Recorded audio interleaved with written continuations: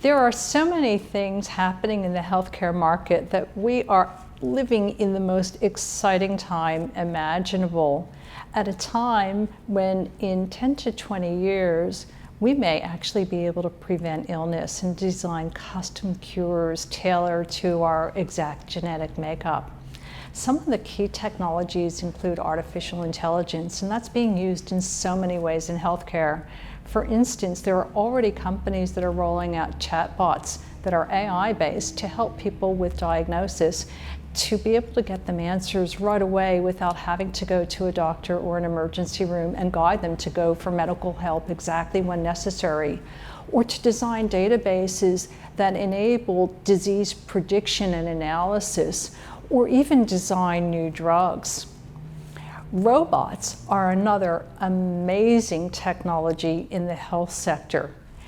Everything from surgical robots like the Da Vinci robot that's being used for all kinds of operations already around the world, to experimental nanometer or eventually nanoscale size robots that will literally be inside of our bodies.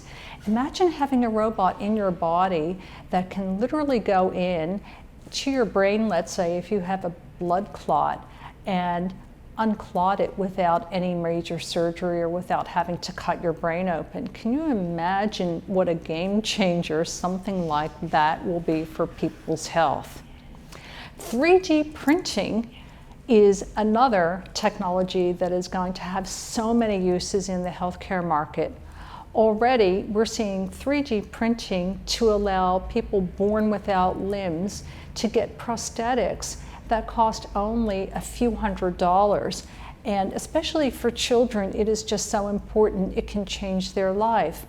But it's being used on an even more interesting scale when it comes to something called bioprinting. That is printing with living tissue, in many cases using our own stem cells. Already in research labs around the world, they have 3D printers that prints out living tissue, and they're testing drugs on this living tissue. And just a few weeks ago, researchers in Israel designed the first living miniature beating heart that was 3D printed. It is just simply incredible. And that's the tip of the iceberg. I haven't even talked about genetic engineering and gene therapy and nanobots that can go into our body and cure disease within us at the very first sign of something going wrong, or give us indications of our health. And then there's stem cell technology, where the excess fat that we have on our body may actually be our fountain of youth to cure disease and prevent disease. There's so much happening in the world of healthcare that I can spend all day talking about it.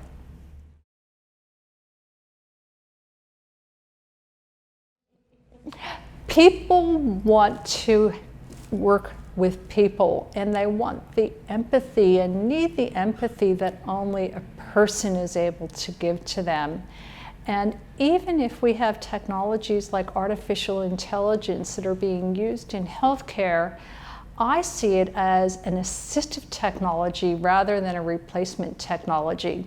So if I look at doctors, let's say an oncologist that needs to scan through thousands and thousands of pages of clinical trials and match it with patient data, AI is fantastic at doing that because it's super fast and it's great at pattern recognition.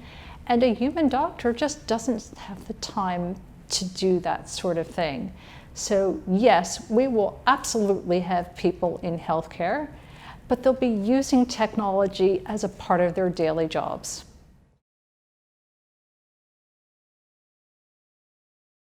I think it's inevitable. We're already using wearables to help us figure out what's happening inside of our bodies.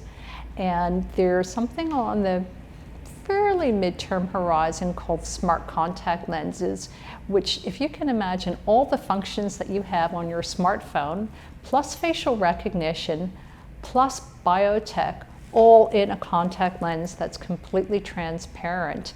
and being able to do things like giving you autofocus capabilities for your eyesight if you need reading glasses, or even night vision, or being able to pick up early signs of glaucoma. There are even some med tech companies that are looking at drug delivery systems through smart contacts, and much, much more.